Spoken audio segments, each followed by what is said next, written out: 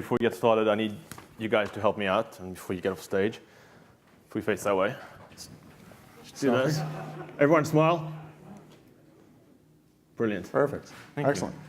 So the reason why I did that is twofold. One is my marketing team will hate me if I didn't. And secondly is to set the base for this discussion or this presentation. What I've just done here is take a photo of me and Anthony, and may have helped a threat actor if he was part of a campaign trying to target either Anthony himself or Landmark or our company, because the photo I took will come onto social media. It has geolocation information. My team would tag both of us, and anyone collecting information doing the reconnaissance would understand that we're here, and then they could send an email that's very customized for an attack, et cetera, et cetera. So my name is Elad, and I want to talk to you about the bad or the cyber or the risks that have to do with digitalization and what that actually means. So this follows my initial picture that I just took. So think about our daily interactions. They've changed quite a lot, and we've heard about this throughout the sessions today. If you look at the inauguration of Pope Benedict in 2005, there are no screens up in the air. And in 2013, there are only screens up in the air. And when a picture is worth more than 1,000 words, this I think is it.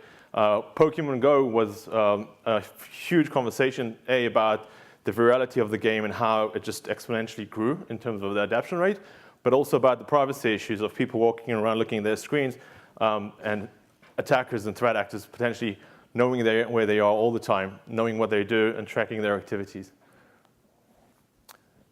The usage of mobile phones has grown exponentially. If in 2013 we spent about an hour on our phones, in 2015 it was over 2 hours, and today it's almost 3 hours. I saw research a couple of weeks ago that shows that we had back in the 90s about 4 spare hours a day just to do nothing, play guitar, to read books, and those 4 hours are now limited to about 15 minutes of spare time that we just do nothing. And we spend most of the time on our phones. And that has implications both to our customers, but also to our own cybersecurity posture. In terms of our other online activities, so there's an abundance of things that happen every single minute while I talk here. Just some examples. So 300 hours worth of YouTube videos are uploaded every single minute. There's what's interesting, over 4 million likes to posts on Facebook, and I think that number has grown. And through our research, we saw that in 2016, 13% of all data breaches into organization actually spawned and started in somewhat of an online interaction, specifically on social media networks. But while we adapt to customer experience, and we just heard United talk about their mobile app and how much money that's generating for the company, people's awareness, both employees and our customers, haven't changed as fast. And I collected 3 examples to talk on. I think one of the most, the one that would jump straight out would be Kim Kardashian, what she had in the incident she had in the hotel. Basically, about an hour before she got robbed with a gun pointing to her head, she posted that she just entered the hotel. She had all the details to the attackers that wanted to actually get to her. A photo with the jewels and everything, so giving all the information away using Instagram. On the right-hand side, marketing, business drivers, they wanted to do a very viral campaign. So they asked all the people that have a MasterCard card to have a photo of everything they bought the last week or the last month and upload it to Facebook or to Instagram. The more likes you get, the better you do. So the person who got the most likes to their post won a prize. I think it was a flight or a holiday. And what's interesting about that is that we talk about PCI, and we talk about PII, and we talk about GDPR and everything about regulations of protecting our data. But then someone from marketing has a very good marketing, business-driven idea, but he exposes their customers' credit card details. On the left-hand side, it's a bit blurry, but it's actually a security manager in some organization that wanted to optimize the way they work internally. So what he asked his team to do is within a closed-off Facebook group, just post their phone numbers. So they can create a WhatsApp group and have better communications. But what he forgot is the privacy settings on his own profile. So that was all exposed to the outside world, exposing, again, information for threat actors to use and abuse against the organization. So when we look at our tables, when we look at the way customers and we do business, that has changed a lot in the last few years. This whole digitalization process means that the threat landscape, or the way that attackers could attack an organization, has exponentially grown. If it's our websites, whereby we are pre-integrated with third-party vendors that allow us to do billing or to run our CRM or to put advertising, all those expose us or open up an attack vector to attacking our own assets.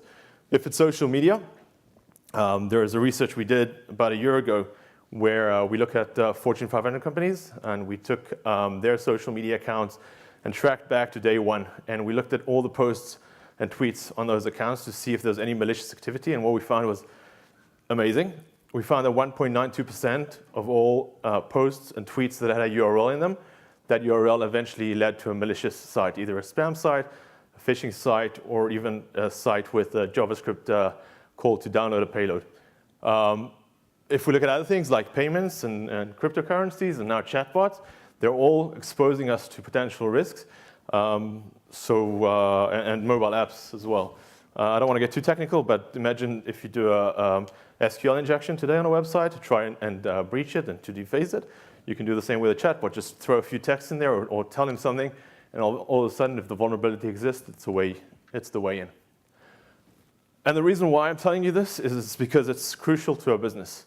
In 1975, 70% of the value of S&P 500 companies was down to intangible assets. So they're a brand, they're intangible assets, basically, things that you can't really see. In 2017, that's grown to 88%. So we know Equifax is one example. We see them all the time of companies losing their value because of a breach to their digital assets. Research done by Deloitte in 2016 shows the price or the cost of a potential breach to a business. It's not just the operational disruption that the business has to deal with, it's all the surroundings as well. So it's loss of major accounts, it's generating debt, it's an abundance of things that end up costing you a lot of money. I'm kind of short of time, so I'll skip through most of these, but this is an example for one of our customers who's a very large e-commerce company, and I think it's cross-vertical. Specific examples here talk about retail, but there are lots of things happening in the cyber world that don't only endanger our company from a breach standpoint, but also have an effect on our brand and various fraud activities.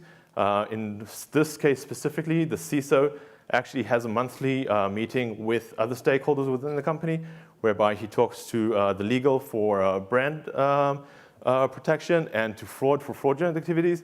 And he's actually a generator of revenue or saves losses based on the capabilities that he looks after. So in short, and I've got 2 more slides, CyberInt was founded in 2009. We have global presence in the UK, US, Singapore, and our headquarters are in Israel. We basically help companies deal with what I've just explained. We detect attacks coming in through digital assets, through digital presence, through activities that we do online. We detect those malicious attempts, and we also respond to them and take them down. So we heard about the fact that it's a cat and mouse game with cybersecurity. So detecting a phishing site is not enough. You actually need to bring it down as quickly as possible. You need to do it over and over again because it's just an ongoing thing. And then lastly, I'll end with the Equifax story. Everyone's heard about Equifax. I think about a week ago, there was an article saying that they lost $350 million to date from this breach. And what I want to talk about here is just show the timeline of the attack and how, if they were more ready for an attack in terms of their digital posture and continuous detection, they would have been able to save themselves some of the losses in 3 touch points. One is in March, 2 months after shadow brokers showed or exposed all the 0 days and other tools to the world. Microsoft came out with a CVE for a specific vulnerability on what Equifax used as a web application. If you correlate that CVE with the asset itself that belongs to Equifax, you could have linked the two together, patched that specific asset, and then closed the loop, but they didn't. They got breached in May, and 2 months later, they just detected, so dwell time about 60 days, which is sort of short, but companies could do better in detecting a breach. And then a response plan. So once detected, what do you actually do? I think they got it all wrong, and I won't dive into that. But lastly, what they did do is come up with a page that basically validates if you have been breached or not. And essentially what they did is they put a wrong address, and a threat actor picked up on that address and put a phishing site in that. So the people that didn't actually get hit by Equifax got hit the second time around. So that's all. I'm out of time. Thank you very much.